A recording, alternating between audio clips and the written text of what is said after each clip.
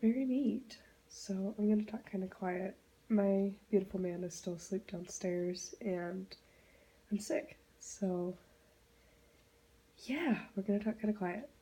But I wanted to talk about this kind of dilemma, ponderings thing that I've had going on for a little bit, and it's this idea of working with a deity just to get something, um, instead of working with your main deities, whether that's goddess and god in general, or Morrigan or Thor, you know, like instead of turning to the ones you normally work with, turning to a different one just for a specific purpose. And I've been really torn on this subject because, on the one hand, whenever it has to do with like my cats, I always turn to the goddess past. Always. She's always the one that, something's going on with them. She's the one that I feel like I need to go to and, work through it with her. But then what kind of changed this is, and kind of made me think about this, was the Witch's Moon box. It used to be called the Moon box, now it's the Witch's Moon. Um, their monthly box. And, I love their box, by all means. It's fabulous. And it just got me really thinking because this month is all about, fortune and prosperity and bringing in things. Um, Pretty much, a money spell box. And let's be honest, after the holidays and me being kind of a shopaholic, I could definitely use some. And,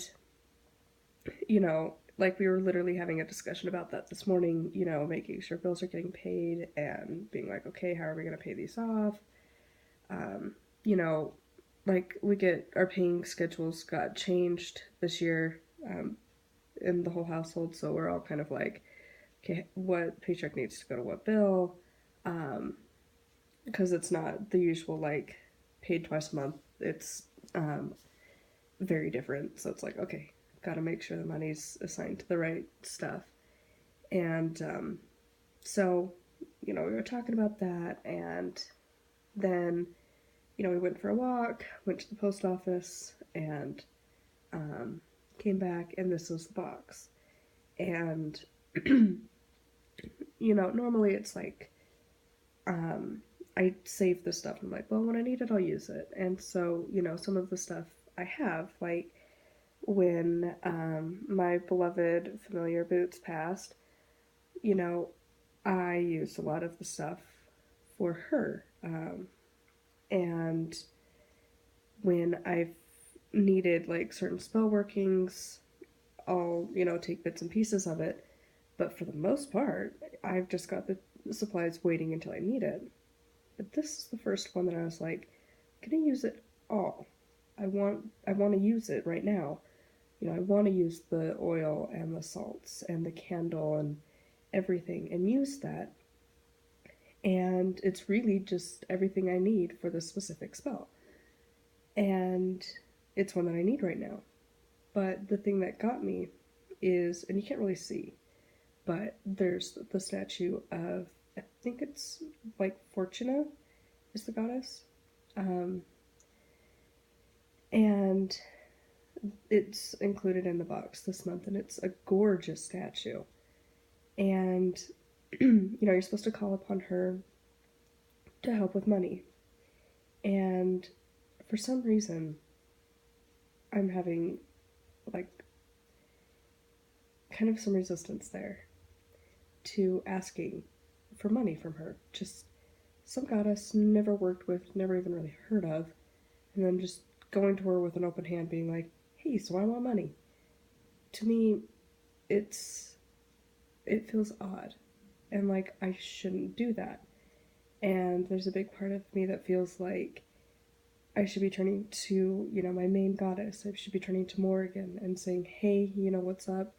You know that I need some assistance, with finances.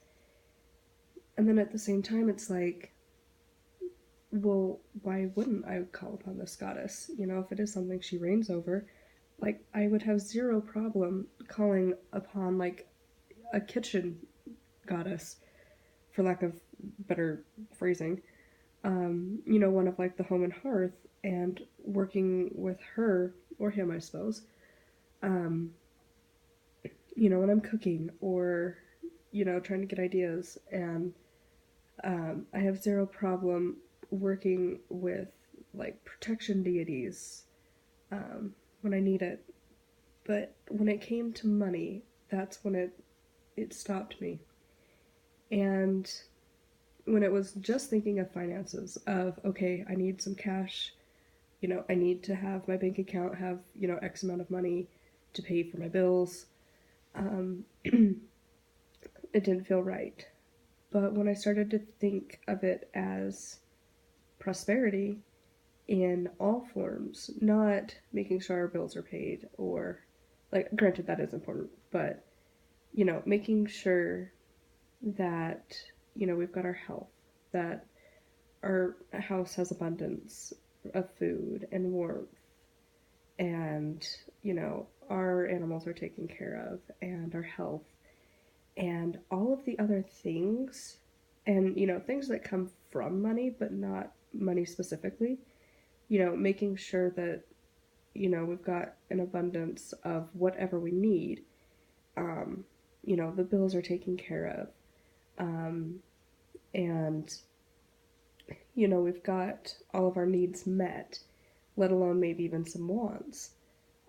Not all, I mean, like, we don't need to be greedy by any means, but, you know, just a little bit, so that we could go out and, you know, get a meal, you know, go out to dinner. You know, when we're walking through a store and we see a book that looks really intriguing, to get it, stuff like that. Um, that to me is more okay with her, versus being like, okay, I need, you know, $500 to pay off my credit card, and, you know, we've got, you know, some student loans between me and my man, and, you know, that's $20,000-$30,000 right there. Like, let's not do that.